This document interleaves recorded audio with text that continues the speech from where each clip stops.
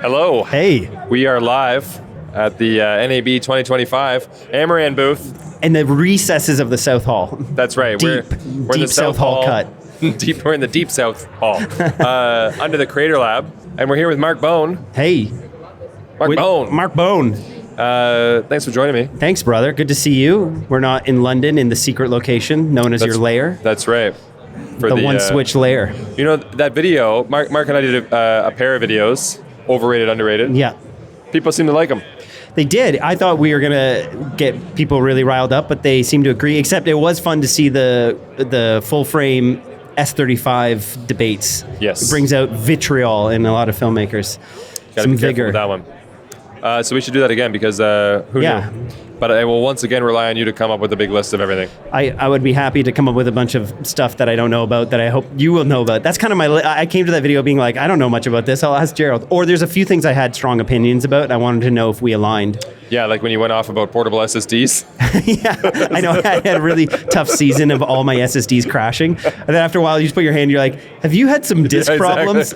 So nobody's ever asked me before. Yeah, like, exactly. How do you feel about external SSDs? Exactly. When did you, I was going to be like, when did you get in? Is it just today or were you here yesterday? No, late last night. Okay. Yeah, and then I'm flying out tomorrow night. Just ripping and dipping and ripping. The old rip and dip. Old NAB rip and dip. That's right.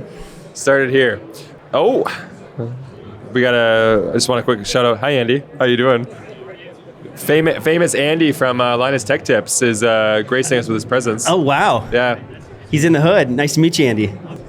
We also have strong feelings for you. That's right. Overrated, underrated on Andy. Yeah, I give two underrateds. I never know which ones to use. When I went and shot the studio tour with Linus Tech Tips, I gave myself 2 days because I like to always do that in case, I don't know. And actually, I'm glad because unfortunately, on the second day, I might have told you this, but like we had a botched job.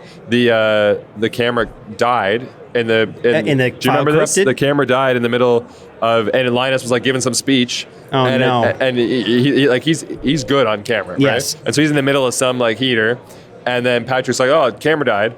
And then we go to turn it back on or whatever, and it just didn't close the file. Oh, that's fine. You just put So it was repairable. Yes. But I was paranoid because.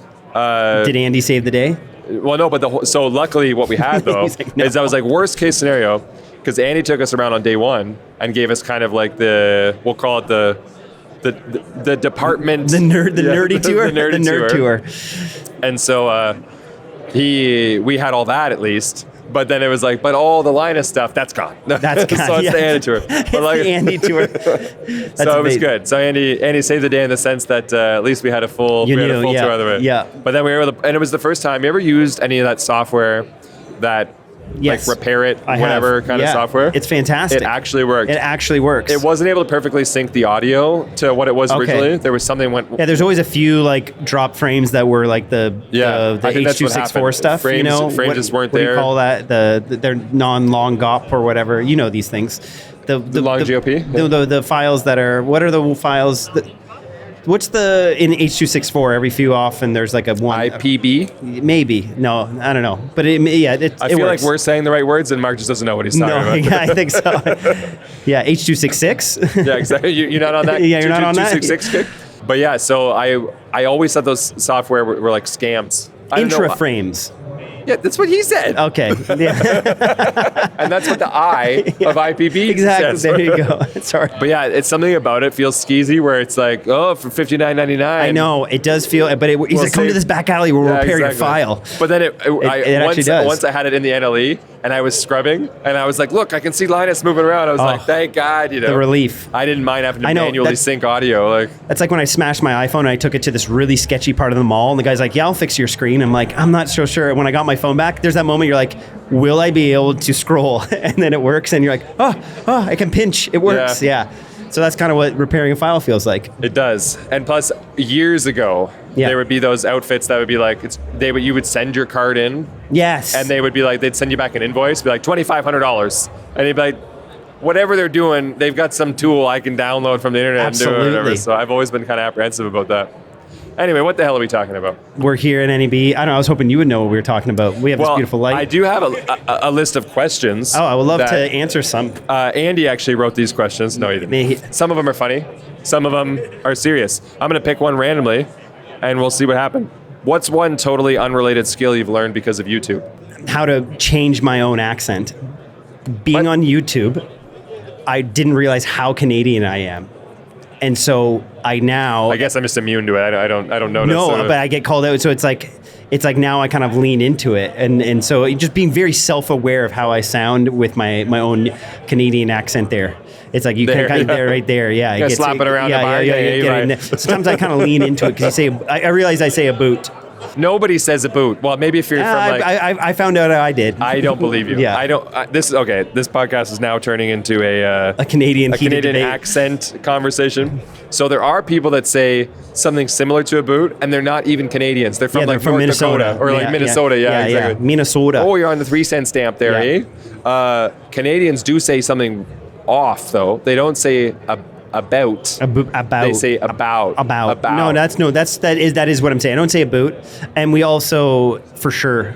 For sure, yeah, that's the thing. That's definitely one. But it's weird. It's hard to explain because people just know that you're saying about strangely. Yeah. But they can't figure out what you're saying. I also can't say words like. I forget the word right now. But it'll come to me. Yeah, I can't say it. No, I mess them up so much. Yeah. Really?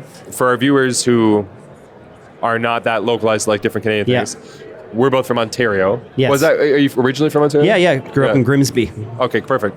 It's like Ontario can be difficult to pin down a culture because it's not like we're Newfoundlanders. No. And it's not, but there is this sort of interesting little bit of like farm meets hockey meets like this sort of like...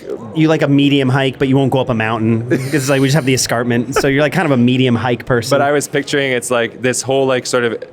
this whole range between the Great Lakes where there is like a culture and an accent and a way of talking it's hard to like really put your finger on unless you know it. But if you moved to Toronto, I'm talking like Toronto, or you moved to one of these other cities and then you move back, went out to the country to go to a market and you hear the people talking about it. It sounds like a different language to a certain extent. Absolutely. And I kind of love that. I precisely, I go back to Grimsby and I'm kind of like, oh, we're definitely in the country. We're no longer in Toronto. There's a show, I don't know where it airs, if you can get it in the US, but in Canada, I think it's on Crave, and it's called Letterkenny. Yeah, that's it. That's the hockey guys there. Exactly. Yeah. And it's based on sort of like an Irishy type town it's like so many generations removed that it's not really Irish. No. But it's a hockey Hicks, kind of just like all kind of making this.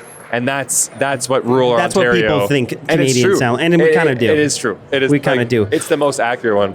I want to put that question back on you. Yeah. What's the skill that YouTube taught you that's completely unrelated? I don't know if it's I have trouble outsourcing or that I don't like to outsource. I think I like to do things myself, or at least want to give it a whirl. I want to. You do your own bookkeeping. I do everything. Yeah, and I really. It's not I'm trying to flex. I'm not trying to like have somebody come up and pat me on the back like, wow, you work hard. I don't want to like not have ever tried to see if I could do it and then just like pass it off. There's some sort of point of pride of like, can I do this? It's like, I can do it. It's probably a fault. Let's be real. It's a character flaw, right? Because if anything, it's limiting and there's got to be some sort of negative emotion that drives it at some point. But because of that, I've taken on sort of like most hats for running a business. And I tell people about this all the time, and I'm not the only one, but when you run a YouTube channel, there are a lot of roles involved in being that, so let's call it, I don't know if you want to call it a business owner or an entrepreneur or whatever.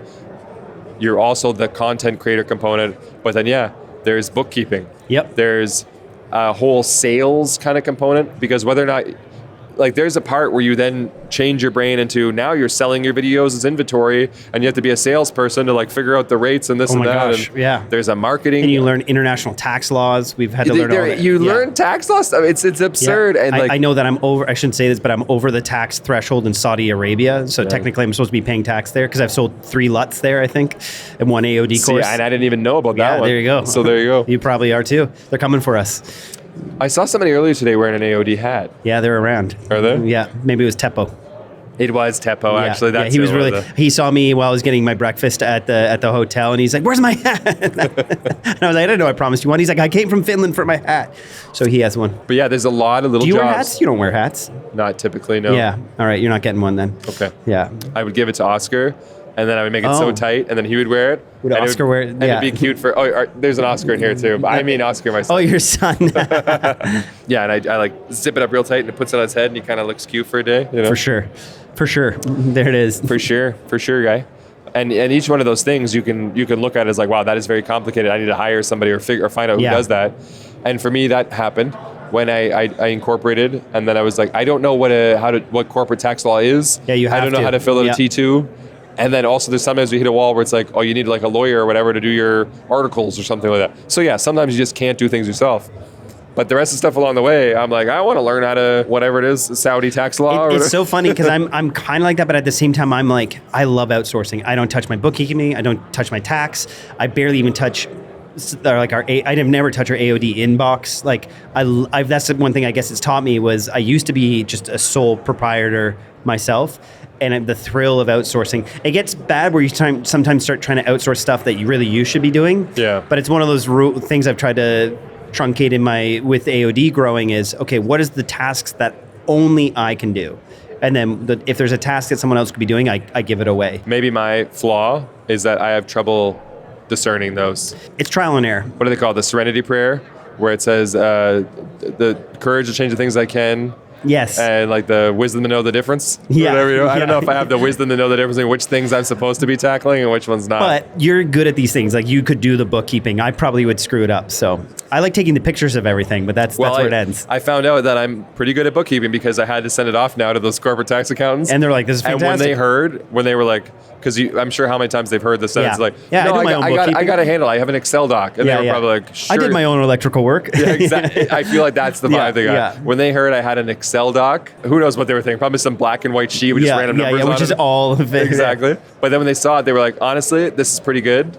A couple tweaks I would make, but other than that, keep doing what you're doing. There you go. And I was like, I'm the best. Mark Bone, let me ask you something. Yes. We are at the Amaran booth, so therefore I should probably give them some kind of a shout out to a product. Shout out, yeah. You know anything about this guy? You seen it before? I know a little. I know that it's very bright. I know that before we powered it all the way up, like now. And then why are you doing that? I can't really. Yeah, I know you can't really. How's that look, Oscar? Look good?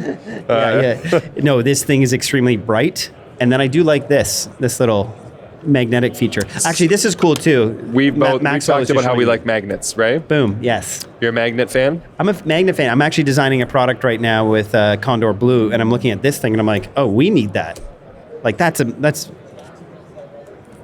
fantastic. This is the Ace 25. I probably should say the name of it. Yes. And you can pick one up at AmaranCreators.com or at whatever your favorite retailer is. However, if you're a magnet aficionado, then this is for you. Then this thing is loaded up with magnets. Yeah, you got the magnets on the Ace lock, sure, but also there's a magnet on the back, right? Yeah, there you go. The front. Okay. Your hand. Yeah, you need to magnetize your hand. The front modifiers are magneted on, and it's satisfyingly so, because they're the ones where they kind of like. Oh, it'll grab. It's a powerful magnet. You know, and then this whole thing on the back is a magnet. And is that so you can stick it on? Oh, it's got thwonk power. Where if there was something ferrous here, it'd be like squonk, yeah. You know, like right to the thing. And so I love that. I actually have never held the silver one, but it comes in different colors, right? Yeah, it's like the iMac era when they had like. What I can say about this silver one is this sort of like carbon fiber looking plate and these little black accents. It actually looks quite nice. But yeah, Ace 25. This is the X, which means it's bicolor. Save you a couple bucks, or so cool. You can get the C, which is full color. Yes. For the R to G to B, you know? And has great CRI. Probably, because it is an Amaran light. How many more acronyms do we have? TLCI, SSI. There you go. What's that one? TM30? Yeah. I know, I always get called out because CRI is the least accurate of them. Yeah. Yeah. Everything's 95 plus CRI. Yeah, you go to Home Depot, buy a light bulb or whatever. Yeah. Thanks for coming on, sir. Amazing. Always a pleasure talking with you. This is great. I always enjoy talking with you as well. I know would you want to run it back? I'm putting the... Yeah, let's meet up again and do Canada style. And we'll film some. We'll do a 2-4 again. That's kind of fun to release. I like it. We should. That's a good way to do it. Yeah, it is. I know, as they call that, batch recording. Yeah, we'll do a batch. I never batch record. I really need 2 more. That's what we'll do it for. Amazing. All right, thanks, man.